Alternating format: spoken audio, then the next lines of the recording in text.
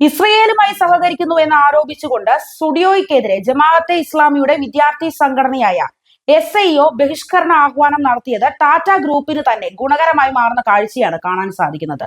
ബലിപ്പെരുന്നാൾ വിപണിയിൽ വൻ വിൽപ്പനയാണ് സ്റ്റുഡിയോ സ്റ്റോറുകളിൽ നടന്നുകൊണ്ടിരിക്കുന്നത്. ജമാഅത്തെ ഇസ്ലാമി ബഹിഷ്കരിക്കണമെന്ന് ആഹ്വാനം ചെയ്തപ്പോൾ ആളുകൾ ഇടിച്ചു കയറുകയാണ് സ്റ്റുഡിയോ സ്റ്റോറുകളിലേക്ക്. ഇതോടെ പെരുന്നാളിന് മുന്നോടിയായി തന്നെ കഴിഞ്ഞ ദിവസങ്ങളിൽ വലിയ വിൽപ്പനയാണ് സ്റ്റോറുകളിൽ ഉണ്ടായിരിക്കുന്നത്. സംഘപരിവാർ സംഘടനകൾ സ്റ്റുഡിയോയെ അനുകൂലിച്ചുകൊണ്ട് രംഗത്തെത്തിയിട്ടുണ്ട്.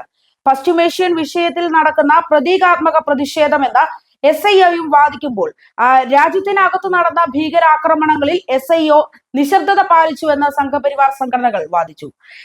ടാറ്റ ഗ്രൂപ്പ് ഇസ്രയേലുമായി സൈനിക സാങ്കേതിക സഹകരണം നടത്തുന്നുവെന്ന് ആരോപിച്ചാണ് ബഹിഷ്കരണ ക്യാമ്പയിൻ നടന്നത്. എന്നാൽ ഫലത്തിൽ ഇത് സ്റ്റുഡിയോ ഗ്രൂപ്പിന് തുണയായി മാറിയിരിക്കുകയാണ്.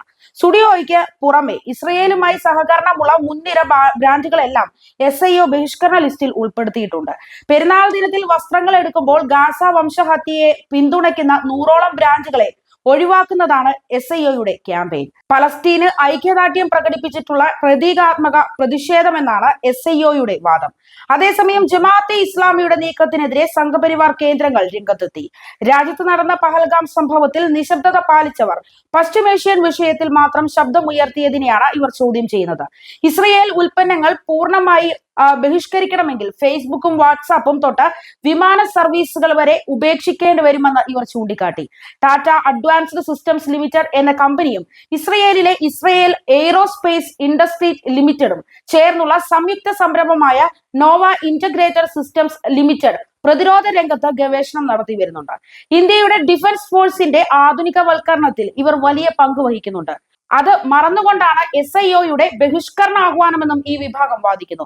ഇതിനിടെ സപ്പോർട്ട് ടാറ്റയും ട്രെൻഡിങ് ആവുകയാണ്. ബഹിഷ്കരണ ആഹ്വാനത്തിനെതിരെ സ്റ്റുഡിയോയിൽ ഷോപ്പിംഗ് നടത്തി ബില്ല് സമൂഹ മാധ്യമങ്ങളിൽ പോസ്റ്റ് ചെയ്യുന്നവരുമുണ്ട്.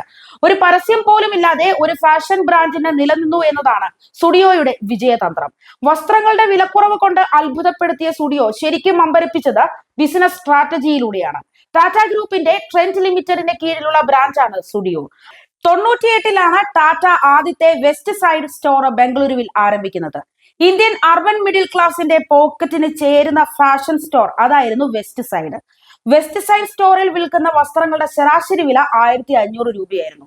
സാധാരണക്കാരന്റെ കണ്ണിൽ അതത്ര ചെറിയ തുകയല്ല. ഈ ഒരു കാരണം കൊണ്ട് ചെറിയ നഗരങ്ങളിൽ വെസ്റ്റ് സൈഡ് സ്റ്റോറുകൾ വിജയിച്ചില്ല. ഇതാണ് സ്റ്റുഡിയോയുടെ പിറവിക്ക് വഴിയൊരുക്കിയത്. 5% ഉപഭോക്താക്കൾ ഇന്ത്യയിൽ പ്രീമിയം വസ്ത്രങ്ങളാണ് വാങ്ങുന്നത്. 95% പേരുടെയും തെരഞ്ഞെടുപ്പിൽ വിലക്കുറവ് പ്രധാന ഘടകമാണ്. അങ്ങനെയാണ് 2016-ൽ ബംഗളൂരുവിൽ തന്നെ ആദ്യ സ്റ്റുഡിയോ സ്റ്റോർ തുറക്കുന്നത്.